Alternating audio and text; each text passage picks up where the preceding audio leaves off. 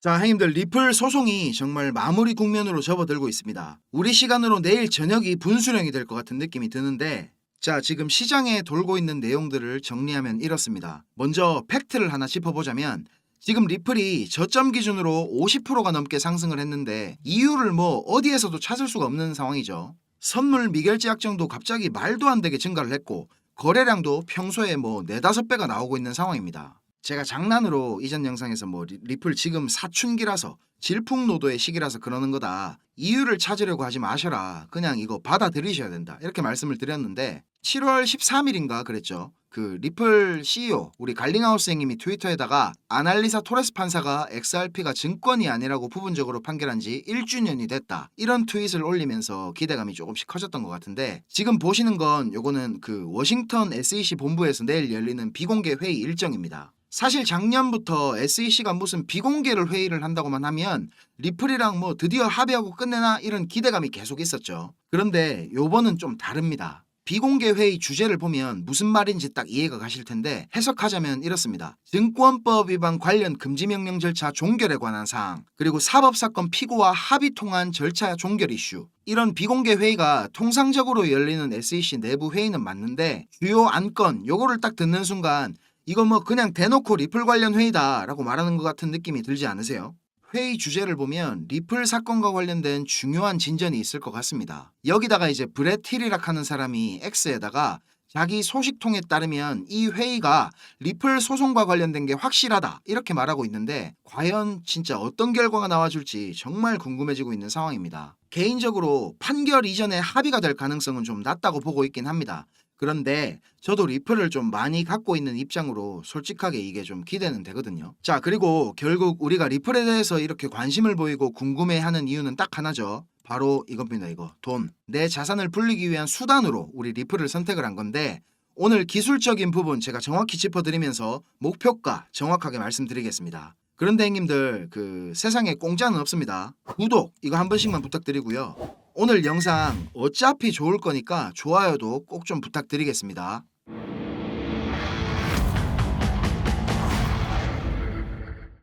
자, 시장 상황부터 살펴보겠습니다. 공포 탐욕 지수는 오늘 69포인트 기록하면서 언제 조정이 있었냐는 듯이 이렇게 다시 탐욕 단계로 올라왔네요. 지난주만 해도 이렇게 20포인트대 머물면서 시장에 공포가 만연했는데 역시 이거는 그 공포 탐욕 지수가 아니라 매수 매도 지표로 보는 게 맞는 것 같습니다. 시장에 이렇게 막 공포가 가득해가지고 사람들이 아 이거 더 떨어지면 어떡할까 걱정할 때는 매수, 갑자기 막 폭등이 나오고 너도 나도 비트코인 사야 되냐 어떻게 해야 되냐 이야기가 나오면 매도. 이런 심플한 원칙이 진짜 부를 만들어주는 마스터키라는 거는 변하지 않는 진리인 것 같습니다. 자, 온체인 데이터도 확인하겠습니다. 거래소 보유량 여전히 뭐 바닥을 치고 있는 상황이라서 매도 압력이 갑자기 강해질 가능성은 낮은 상황이고요. 투자자들 미실현 수익은 여전히 상당한 수준 보여주고 있습니다. 기술 지표들은 중립 단계라서 뜬금없이 막 강한 상승이 나올 가능성 이거 배제할 수 없다고 생각하고요. 코인베이스 프리미엄이 지금 계속 오르고 있는데 트럼프 총격 사건 여파가 지금 크립토 시장에 대한 기대감을 계속 상승시켜 주는 것 같습니다. 아, 그리고 그 트럼프가 어제 부통령 후보를 지명을 했죠.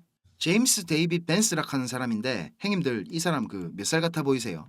놀랍게도 84년생이랍니다. 도대체 이건 뭐 84년도에 무슨 일이 있었던 건지 참 세월을 갖다 막 지 혼자 정면으로 맞은 것 같죠. 근데 좀에 찾아보니까 이 사람이 진짜 대단한 사람이긴 하더라고요. 미국 오하이오주에 있는 가난한 백인 가정에서 태어났다고 하고요.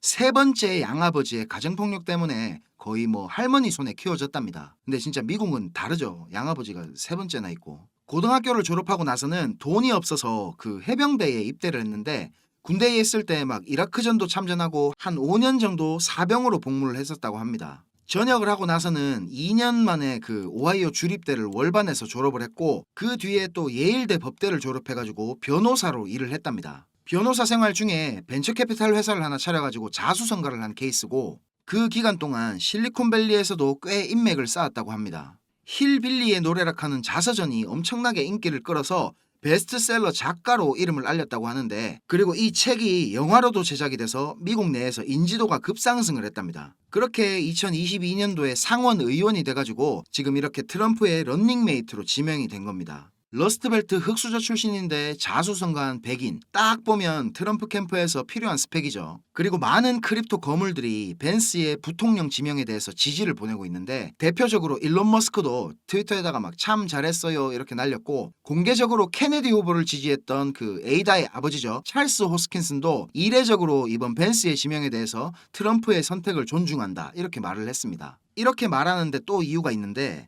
벤스가 SEC 위원장 게리 겐슬러 보고 크립토 산업 규제에 있어서 진짜 최악의 인물이다 이렇게 강도 높은 비난을 했거든요. 그러니까 그 SEC 소송을 제기한 여러 사건들에 대해서 소송을 당한 회사들, 뭐 예를 들면 우리 리플이나 아니면 그레이스케일, 뎨박스 이런 회사들을 옹호하는 발언을 했었습니다. 그리고 22년도 선거에 나오면서 재산을 공개했는데, 그때 그 당시에 이제 비트코인만 25만 달러치, 지금 환율로 하면 3억 5천만 원 정도를 보유하고 있었는데 22년도면 엄청나게 하락장이었잖아요. 그러니까 뭐 지금은 이 사람이 엄청난 고래가 됐다는 소리가 됩니다. 트럼프 당선이 거의 뭐 확실시되고 있는 마당에 제 개인적으로도 트럼프가 당선돼도 뭐 좀 걱정할 부분이 있다 이렇게 생각을 했었는데, 이런 친 크립토 성향의 부통령이 지명된 거는 상당히 반가운 상황이라고 보여집니다. 자, 리플 미결제 약정 확인하겠습니다. 거래량이 그냥 뭐 미쳤다는 말밖에 안 나오는 상황입니다. 평소 같으면 지금 우리 돈으로 1조도 안 나오던 거래량이 지금 7조가 넘게 터지고 있는 겁니다. 미결제 약정 규모가 지금 가격 상승에 비해서도 엄청 가파르게 상승을 하고 있고요. 많은 트레이더들의 롱 포지션도 얼마 전에 있었던 하락으로 많이 정리가 된 상황이라, 빠르면 며칠 내에, 늦어도 8월까지는 무슨 일이 벌어져도 벌어질 것만 같은 기분이 듭니다. 자, 그리고 아직 리플 1차적인 목표가로 어디까지 들고 가야 될지 잘 모르겠는 분들 계시죠? 오늘 제 영상 보시는 거 이거 아주 잘 선택하신 겁니다. 제가 오늘 오랜만에 제 시나리오 요거 다시 한번 설명해 드릴게요.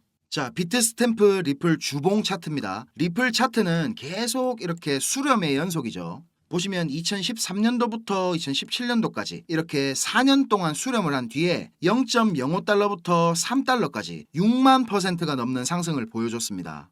그리고 지금은 이렇게 6년이 넘는 시간 동안 더 길게 수렴을 하고 있습니다. 파동이론 요거 조금 공부해 보신 분들은 여기서 질문이 딱 하나 생기실 겁니다. 수렴이 나오고 분출을 했는데 또 이렇게 수렴이 나올 수가 있냐? 네, 나올 수 있습니다. 이렇게 지금 꼭지점까지 계속 수렴하면서 기들어가는 삼각형, 이거 뭐라고 그랬죠? 네, 맞습니다. 무제한 삼각형입니다. 자, 이 무제한 삼각형은 두 가지 특징이 있죠. 첫 번째로 삼각형이 나올 수 있는 자리에 제한이 없다. 그래서 지금 이렇게 리플 차트가 수렴이 연속해서 나오고 있는데도 뭐 조금 모양이 이상하긴 한데 그래도 이론상으로는 가능한 차트라는 겁니다. 그리고 두 번째, 이게 제일 중요한데, 수렴이 끝나고 나서 분출하는 범위에도 제한이 없다. 일반적인 이런 제한 삼각형 경우에는 가장 긴 내부 파동 있죠. 요거겠죠. 요 제일 긴 거. 요거의 75%에서 125%까지 분출이 일어납니다. 그런데 무제한 삼각형 경우에는 일단 가장 긴 내부 파동 길이만큼 이렇게 분출을 했다가 어느 정도 이제 되돌림이나 아니면 기간 조정을 준 다음에 알 수 없는 만큼 다시 재분출을 한다 했죠. 그러면 이 말이 뭐냐? 삼각형 내부 파동 중에 가장 긴 파동 길이, 여기선 A파겠죠. 요 길이만큼은 그냥 확정적으로 올라간다는 말이 됩니다. 맞죠? 그래서 피보나치 찍어서 이렇게 계산해보면 형님들 놀라지 마세요. 11달러, XRP 한 개에 지금 환율로 15,000원이 넘어간다는 말이 됩니다. 차트는 끝없이 반복되고 과거의 패턴대로 진행되려고 하는 경향이 강합니다. 이런 걸 어려운 말로 프랙탈이라고 하는데, 여기 이렇게 4년짜리 수렴이 6만 %가 넘게 상승을 했는데 6년 동안을 수렴을 했으니까 뭐 분출하는 힘은 당연히 더 크겠죠. 그럼 뭐 10만 %까지 상승하는 것도 전혀 뭐 불가능한 얘기가 아니라는 겁니다. 리플 한 개에 15,000원, 제 시나리오대로 진행된다면 확정적으로 갈 수밖에 없는 목표가라는 거고요. 그러니까 제가 이렇게 확신을 가지면서 말씀을 드리는 겁니다. 이제 진짜 보시면 그 수렴할 공간도 더 없거든요. 그러니까 모두 시드머니 잘 모으셔가지고 준비 잘 하셨으면 좋겠습니다. 자, 그리고 오늘 또 제가 특별하게 준비한 게 하나 있는데요.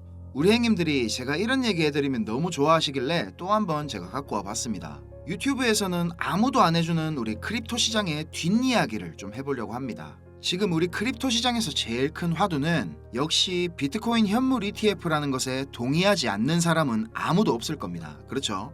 그 중에서도 블랙록은 세계 1위 자산운용사답게 압도적인 물량 공세로 크립토 시장의 주도권을 완전히 장악했다고도 볼 수 있는데, 형님들 블랙록의 최대 라이벌이 누굽니까? 바로 이 뱅가드 그룹이죠.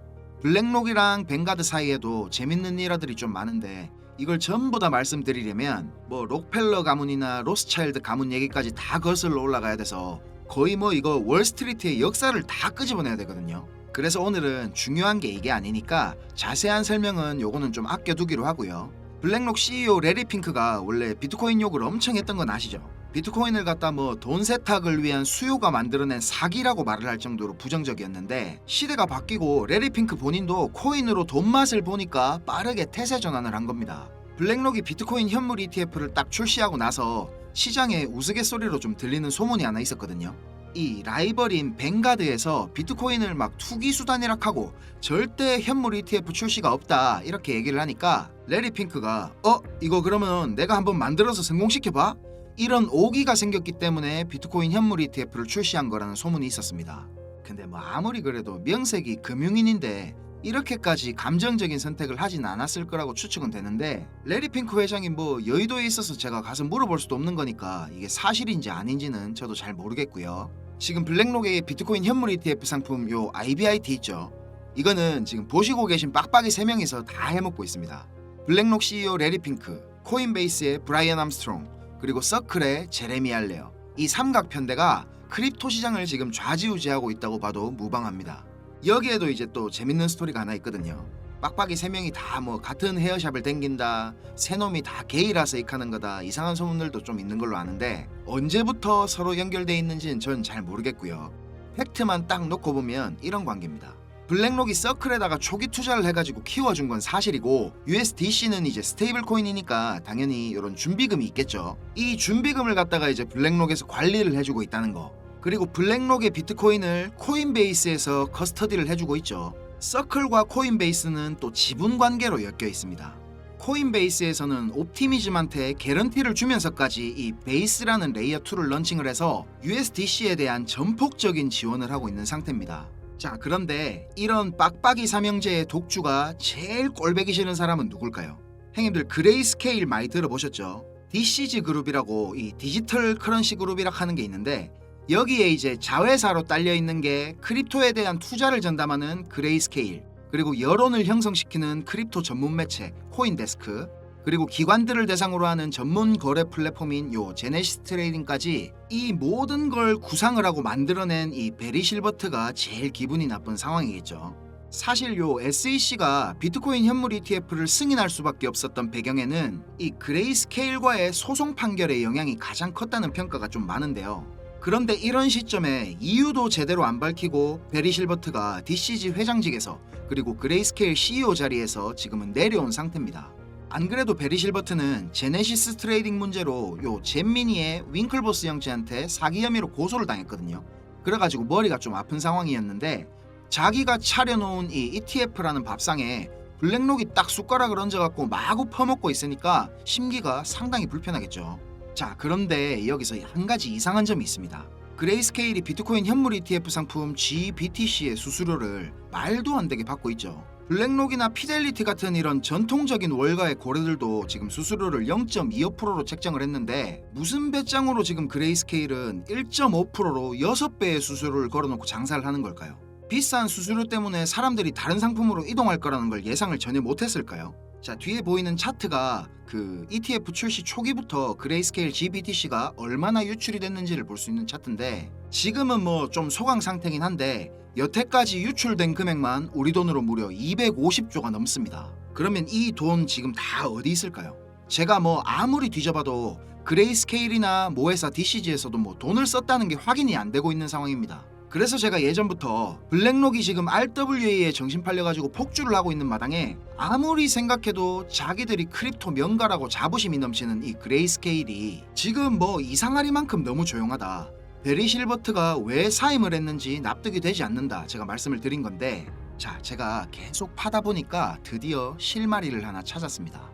그레이스케일이랑 오랫동안 협업을 하고 있는 FTSE 러셀의 직원을 통해서 입수한 자료인데요. 자료 제목부터가 너무 노골적입니다. 그레이스케일 탑 20 보이시죠? 2024년 3분기 그레이스케일이 GBTC를 팔아서 축적한 250조의 자금이 이번 분기 내로 이 20개의 종목으로 쏟아져 들어올 가능성이 지금 아주 농후한 상태다. 거의 뭐 확실하다 보이고요. 친절하게 이렇게 테마까지 다 구분을 해놨는데 블랙록이 지금 RWA에 한눈 파는 사이에 이더리움 생태계나 아니면 AI 관련 내러티브에 이렇게 깃발을 먼저 꽂겠다 하는 의지가 보이는 부분입니다. 사실 요 그레이스케일 입장에서는 자존심이 좀 많이 상했을 거예요.